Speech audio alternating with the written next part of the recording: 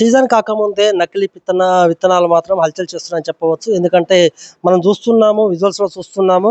సూర్యాపేట జిల్లా తిరుమలగిరి మండల కేంద్రంలో మాత్రము కొంతమంది రైతులు అది నకిలీ విత్తనాలను తయారు చేయడం జరిగింది.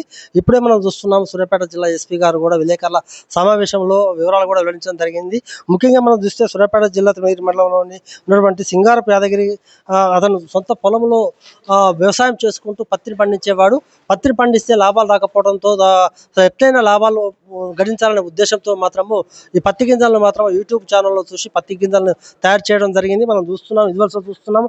ఈ పత్తి గింజలంతా కూడా చూస్తున్నాము.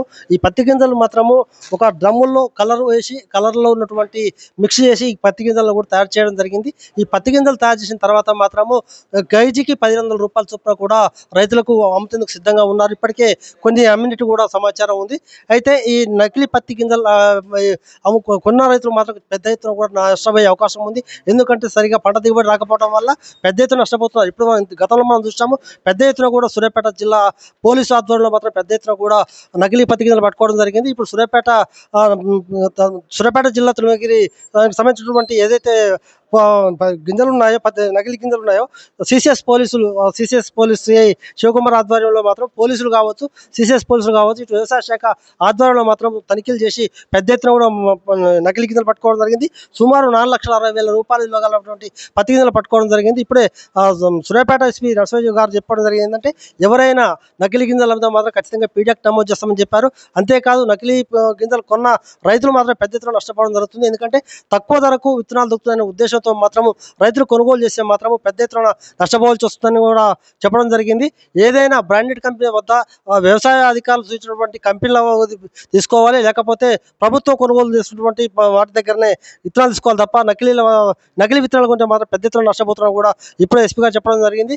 అంతేకాదు మనం రిజల్ట్స్ చూస్తున్నాం, పెద్ద ఎత్తున ఒక ప్యాకెట్ కూడా తయారు చేయడం జరిగింది. ఎందుకంటే ఈ యొక్క ప్యాకెట్ ధర 1,200 రూపాయలు. అంటే దీన్ని బయట చూస్తే మనకు సుమారు 2,000 రూపాయలు ఉంటుంది. అంటే సుమారు 800 రూపాయలు తక్కువ వస్తుంది. ఒక్కొక్క రైతు ఇట్లా పత్తి గింజలు కొంటే మాత్రం పెద్ద ఎత్తున నష్టపోతున్నారు. ఎందుకంటే కొనేటప్పుడు మాత్రం తక్కువ ధరకే వస్తుంది, కానీ సీజన్ పూర్తయిన తర్వాత, క్రాప్ వచ్చిన తర్వాత దిగుబడి మాత్రం పూర్తిగా తగ్గిపోతుంది. ఎందుకంటే ఒక్కొక్క ఎకరానికి 30-40 క్వింటాల పత్తి వచ్చే పత్తి ఏదైతే ఉందో ఈ గింజలు పెడితే మాత్రం 5-6 క్వింటాలకే పరిమితం అవుతుంది. ఖచ్చితంగా ఇలాంటివి మాత్రం కొంటే మాత్రం ఖచ్చితంగా ప్రతి ఒక్క రైతు మోసపోవాల్సిన అవసరం ఎంతైనా ఉంది. మనం చూస్తున్నాము, గతంలో కూడా సూర్యాపేట జిల్లాలో పెద్ద ఎత్తున కూడా నకిలీ విత్తనాలు పట్టుకోవడం జరిగింది.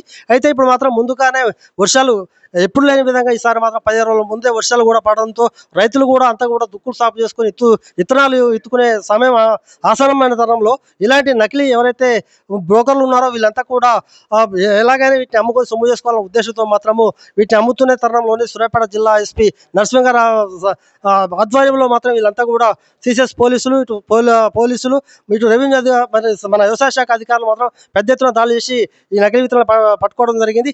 ఏదైనప్పటికీ కూడా సూర్యాపేట జిల్లా తిరుమలగిరిలో మొట్టమొదటిసారిగా పట్టుకోవడం మాత్రం రైతులు కూడా ఆనందం వ్యక్తం చేస్తున్నారు. ఎందుకంటే రైతులకు ఎస్పీ గారు చెప్పడం జరిగింది, సోషల్ మీడియా ద్వారా, పత్రికల ద్వారా, మీడియా ద్వారా ఖచ్చితంగా రైతులకు మనం తెలియజేసే అవకాశం ఎంతైనా ఉంది. ఎందుకంటే పెద్ద ఎత్తున మాత్రం ఇలాంటి విత్తనాలు కొనుగోలు చేస్తే మాత్రం రైతులు ఎంతో నష్టపోవాల్సిన అవసరం ఉంది. కాబట్టి ఈ సోషల్ మీడియా ద్వారా కానీ, ఎలక్ట్రానిక్ మీడియా, ప్రింట్ మీడియా ద్వారా మాత్రం సమాచారం అందించవలసిన బాధ్యత కూడా ప్రతి ఒక్క మీడియా మిత్రులకు మనం చెప్పవచ్చు.